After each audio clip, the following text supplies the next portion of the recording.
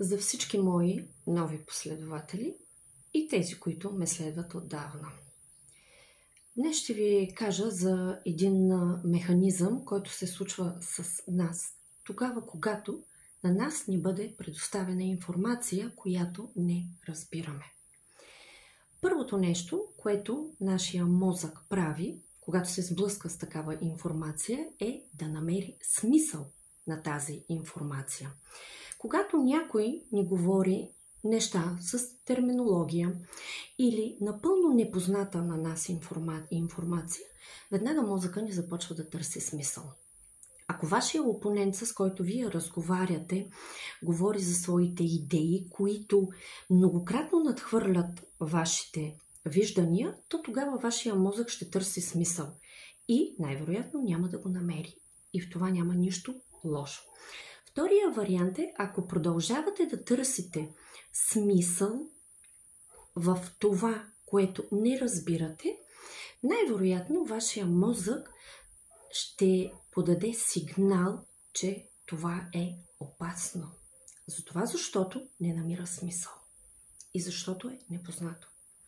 Третия вариант е, ако много дълго време вие инвестирате различна енергия, за да разберете всъщност нещо, което ви е непонятно, пак се включва вашия мозък и тогава той автоматично ще си каже, че няма никакъв смисъл да пилее енергия за нещо, което не разбира, за нещо, което не намира никакъв смисъл.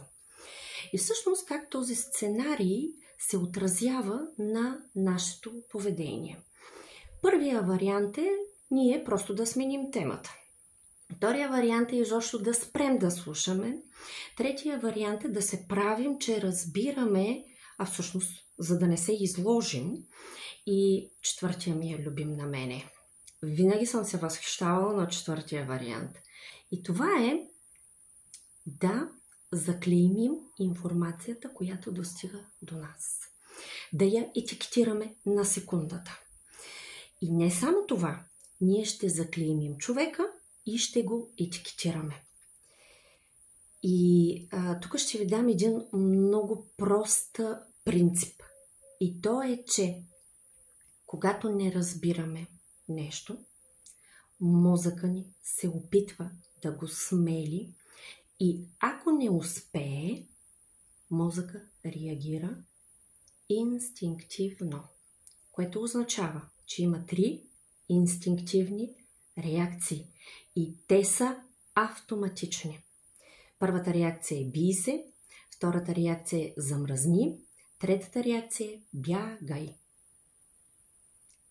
Помислете си къде се разпознавате в тези 3 реакции. Къде се разпознавате? Ще ви дам един практичен хак. Когато усетите, че не разбирате вашия опонент, и в това няма нищо лошо, то тогава приемете го, че той е различна личност от вас. Този човек има различен начин на мислене. Този човек има различна ценностна система, различни вярвания, различни навици и различни действия от вашите.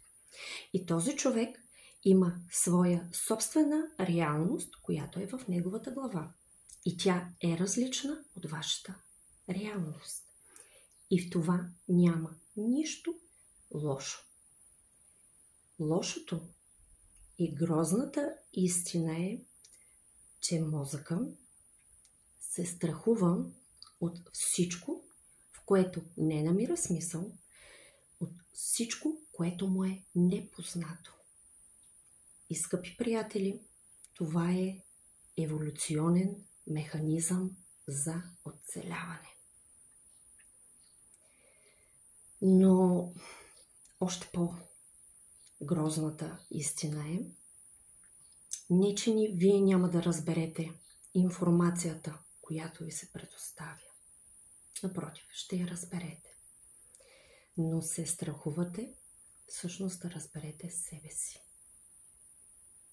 Да, за съжаление е така.